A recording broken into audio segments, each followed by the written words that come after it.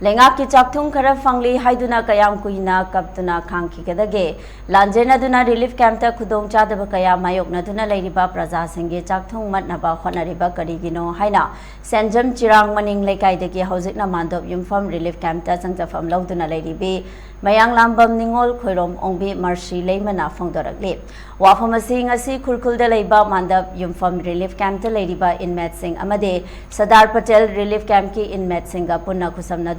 Internet displaced persons singi oina one family one job PBU ekoi yamna ware ekoi bu yumda halanbiu haiba kholau kaya lauduna pangthokiba wakat mifam amada haikibane maana makha taraduna lenga ki oiba tax khomgatpa matamdana lupa ama fau tadana khomgatlaga charon surondagi ipa ipuna thambiram laba awa nungai kaya khangduna laklaba yum kai amade lanthum sing asibu matik Nariba ase karigino haina hangladuna lengakna lepliba compensation gi rate ase yaning de haina phongdorakke lengakna pigani haina lauthokraba immediate relief fund asida assist tawba khaktamak pigani hairiba ase yumkai maina chakraba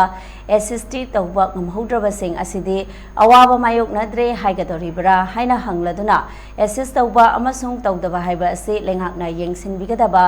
thabak natabra haiba wahangsu hanglakle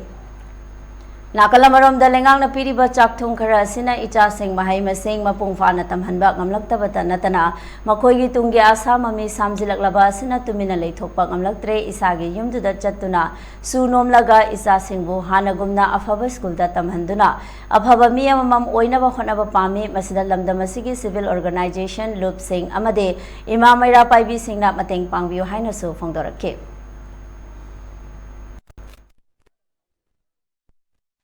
Compensation ki mingda khoi bu 10 lakhs pigani paka house da simi paka da 7 lakhs pigani adu kacha house 5 lakhs pigani punsi chupa leiraglaba suron saron dagi leiraglaba khoi gi pai pun sing thambiram yung sing du bu sabada sabadi tokhro ni maduda le hauriba po chai sing maduda changriba akhoi gi humang man sing mayam sing du moi adugumba paisa 7 lakhs 10 lakhs 5 lakhs na akhoi ga mantingna ba yabraba Sarkar gi oiba thaba ama tawrokpa matamdadi makhoi gi tax lowa matamdadi lupa ama bokta dana loweba du kari gi damakta no mi amagi punsibu asuk yamba lising gaya gi punsibu kaisule taba paisa du mantingna raga moi tawrisi kai maram gi no sungya ya janingde moina hairiba lepiba rate sisu akhoi gi maikai dagi sungya ya janingde ngasi gi phamsina akhoi mayam punna hairaga haiminarabani masigi moina pidoriba compensation gi mingda pigadorba paisa sisu akhoi sungya ya ningde maram maduna manipur da leibiriba CSO sing atagidi loop sing imai ben sing ade civil society organization puding makna akhoi gi awaba sibu ubiraga akhoi gi awaba sibu haktengna na ubiraga amta mateng pangbiu mayam gi press ki media da smaina aina mayam gi hosilaga haizari